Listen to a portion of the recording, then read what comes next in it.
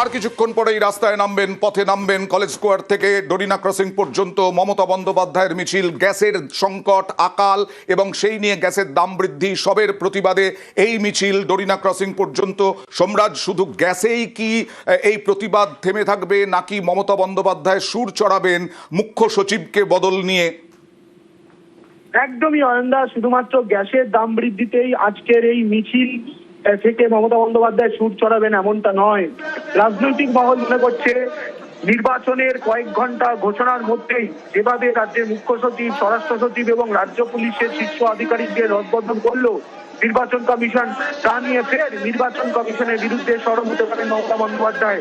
তুমি দেখেছো এসআইআর কে কেন্দ্র করে একের পর এক ইস্যুকে সামনে রেখে মমতা বন্দ্যোপাধ্যায় শহরের রাজপথে মিছিল করেছেন। এসআইআর যখন শুরু হচ্ছে সেই সময় শহরের রাজপথে মিছিল করছেন। এসআইআর এর একদম শেষ ভাগ, সেই সময় মমতা বন্দ্যোপাধ্যায় শহরের রাজপথে মিছিল করছেন। বারবার নির্বাচন কমিশনকে কড়া আক্রমণ করেছেন মমতা বন্দ্যোপাধ্যায়। এমনকি এসআইআর ইস্যুকে সামনে রেখে যখন জাতীয় নির্বাচন কমিশনের ফুল বেঞ্চ কলকাতায়, সেই সময় মমতা বন্দ্যোপাধ্যায় টানা ধর্ণা কর্মসূচি করে গেছেন। ফলত আজকের এই মিছিলের বিষয়বস্তু গ্যাস সহ জ্বালানির দাম বৃদ্ধি থাকলেও এই মিছিল থেকে মমতা বন্দ্যোপাধ্যায় ফের নির্বাচন কমিশনের বিরুদ্ধে সুর চড়াতে চলেছেন, তাতে কোনো সন্দেহ নেই। দেখো, তুমি দেখেছো যে গ্যাসের অর্থাৎ এলপিজি সরবরাহ স্বাভাবিক রাখতে ইতিমধ্যেই মমতা বন্দ্যোপাধ্যায় তিনি তেল উৎপাদনকারী সংস্থাগুলির সঙ্গে বৈঠক করেছেন। বৈঠক করার পর রাজ্যের তরফে এসওপি জারি করা হয়েছে। সেই এসওপি অনুযায়ী জেলায় জেলায় বর্তমানে কাজ চলছে এবং সেই প্রেক্ষাপটে দাঁড়িয়ে রাজ্য প্রশাসনের রদবদল করা হলো নির্বাচন কমিশনের তরফে, যেখানে রাজ্যের একাধিক উন্নয়নমূলক প্রকল্প পরিচালনা করা হচ্ছে। বারবার মমতা বন্দ্যোপাধ্যায় সেই বার্তা দিয়েছেন রাজ্য প্রশাসনকে। সেই জায়গায় দাঁড়িয়ে নির্বাচন কমিশন সরাসরি কোনো নামের তালিকা না চেয়ে কোন অফিসার দায়িত্ব নেবে সেই নামের নাম সহ বিস্তারিত পাঠিয়ে দেওয়া হচ্ছে নির্বাচন কমিশনের তরফে। অবশ্যই আজকের এই মিছিল এবং সেই মিছিল শেষে ডরিনা ক্রসিং এ যে সভামঞ্চ করা হয়েছে, সেখান থেকে মমতা বন্দ্যোপাধ্যায় যে সুর তুলবেন ফের নির্বাচন কমিশনের বিরুদ্ধে, তাতে কোনো সন্দেহ নেই। কিছুক্ষণের মধ্যেই মমতা বন্দ্যোপাধ্যায় এসে পৌঁছে যাবেন এই মিছিলে এবং তারপরেই এই মিছিল শুরু হবে কলেজ স্কোয়ার থেকে, ওয়েলিংটন এবং ওয়েলিংটন মোড় থেকে সোজা ডরিনা ক্রসিং এর দিকে এগোবে এই মিছিল। একদম, আমি আসবো সোমরাজ পরবর্তী সময়ে। তৃণমূল সাংসদ, বিধায়ক, নেতৃত্ব সকলেই উপস্থিত এই মিছিলে। গ্যাসের দাম বৃদ্ধি নিয়ে মিছিল, কিন্তু আমরা দেখেছি গত কয়েক মাসে, আবিরের সঙ্গে কথা বলবো। আবির, গত কয়েক মাসে এসআইআর নিয়ে তীব্র বিরোধিতা, মমতা বন্দ্যোপাধ্যায়ের কমিশন সংঘাত, কমিশন এবং রাজ্য সংঘাত তুঙ্গে এবং কমিশন রাজ্য সংঘাত আরও তুঙ্গে। এই মুখ্য সচিবকে সরানো নিয়ে, নন্দিনী চক্রবর্তীকে সরানো নিয়ে বারবার তৃণমূল আক্রমণ করছে এবং আজকেই কি ভোটের আগে বিশেষ করে এসআইআর নয়, এসআইআর ছাড়াও এই মুখ্য সচিবকে বদল নিয়ে সুর বেঁধে দেবেন মমতা বন্দ্যোপাধ্যায় আক্রমণের?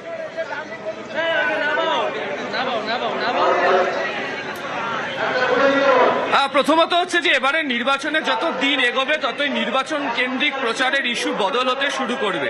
একদম, এসআইআর এর মতো প্রচারের ইস্যু তো অবশ্যই থাকবে, তার কারণ এই নির্বাচনের ক্ষেত্রে তার যে একটা মস্ত বড় প্রভাব এবং এখনো পর্যন্ত প্রচুর মানুষ বিচারাধীন অবস্থাতে রয়ে গিয়েছেন, তাদের যে প্রভাব অবশ্যই তো সেটা থাকবে। তো এই নির্বাচন করতে গিয়ে যে নির্ভর করে থাকে সেটা হচ্ছে বেশ কিছু স্থানীয় ইস্যু, কিছু ইস্যু যুক্ত থাকে হচ্ছে জনভিত্তিক ইস্যু। জনভিত্তিক ইস্যুর কেন দরকার পড়ে, তার কারণ হচ্ছে জনভিত্তিক ইস্যু হলে মানুষ আসলে কি চাইছেন এবং তাদের কাছে পৌঁছানোর জন্য তৃণমূল কংগ্রেসের মতো যে দল, তারা যে ধরনের রাজনৈতিক বক্তব্যের কথা তুলে ধরে তারা প্রচারে আসেন, তার মধ্যে প্রথম এবং প্রধান যেটা লুকিয়ে থাকে সেটা হচ্ছে যে তারা কত সহজে মানুষকে কানেক্ট করতে পারছেন এবং এর একটা বড় অংশ জুড়েই হচ্ছে মহিলা ভোটের প্রাদুর্ভাব থাকে। তোমাকে আমি একটি স্বল্প ছবিতে দেখাবো। আমরা এখনো পর্যন্ত যেখানে দাঁড়িয়ে রয়েছি তার ঠিক পাশে যেখান থেকে মিছিল শুরু হবে, তার প্রত্যেকটা বাড়ির জানলাতে যদি আমরা ক্যামেরা দেখাই তাহলে দেখবে প্রত্যেকটা জানলাতে, এই বারান্দাতে মহিলাদের উপস্থিতি সর্বাধিক রয়েছেন। অর্থাৎ মহিলাদের সঙ্গে যে গৃহিণীদের সঙ্গে যে হেসেলের সম্পর্ক, গৃহস্থালির সাথে রান্নার গ্যাসের একটা সম্পর্ক জড়িয়ে থাকে, সেটাকে তৃণমূল কংগ্রেস পুরোদস্তুর তাদের এই রাজনৈতিক নির্বাচনী প্রচারের ক্ষেত্রে তারা ব্যবহার করতে চলেছে। 2021 বিধানসভা ভোটে আমরা কি দেখেছিলাম যে 50 জন তৃণমূল কংগ্রেস মহিলা প্রার্থীকে রেখেছিল। লোকসভাতে দেখলাম আমরা সর্বাধিক মহিলা থেকে তারা নিয়ে গেল। এমনকি পঞ্চায়েত থেকে পুরসভা তার সমস্ত কটা জায়গাতেই এই মহিলাদের আধিক্যতা তৃণমূল কংগ্রেসের পক্ষে বেশি থাকে। তার কারণটাই হচ্ছে যে মহিলারা ঢেলে তৃণমূল কংগ্রেসকে ভোট দেয়। এই যে লক্ষ্মীর ভান্ডার, কন্যাশ্রী হোক বা বর্তমানে যুবসাথীর মতো প্রকল্পই হোক, সেখানেও হচ্ছে আরো বেশি সংখ্যক মহিলাদেরকে তারা কৌশলগতভাবে নিয়ে আসার চেষ্টা করে। কিছুক্ষণের মধ্যেই মমতা বন্দ্যোপাধ্যায় মিছিল শুরু করবেন। ঠিক সেই জায়গার আগে দাঁড়িয়ে এই যে রাস্তার দুধারে মহিলাদের আসা, মিছিলে তৃণমূল কংগ্রেসের মহিলা কর্মী সমর্থকদের যোগ দেওয়া, এর মধ্যে দিয়ে আসলে মহিলা ভোটকে পুরোপুরিভাবে নিজেদের হাতে রাখার যে কৌশল, তাদের মন বুঝে প্রচারের যে কৌশল, সেটাকে তৃণমূল তৈরি করে ফেলতে চলেছে এবং তার জন্যই আজকের মিছিলের এই ইস্যু তৈরি করাটা গুরুত্বপূর্ণ। দ্বিতীয়ত, যে জায়গাতে মিছিল শুরু হচ্ছে এবং যে জায়গা পর্যন্ত মিছিল যাবে, এর মধ্যে হচ্ছে খুব কম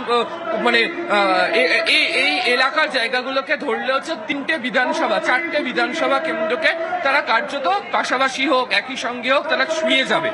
শহর কলকাতার ক্ষেত্রেও অতীতে দেখতে পাওয়া গিয়েছে যে কলকাতা পুলিশের সিপি বদল করে দেওয়া হয়েছে, একাধিক আধিকারিক বদল করে দেওয়া হয়েছে। বিশেষ করে যদি তুমি দেখো 2016 সালের কথা, তারপরও দেখতে পাওয়া গেছে যে কলকাতার 11টা বিধানসভা আসনের 11টাতেই তৃণমূল জয়লাভ করেছে।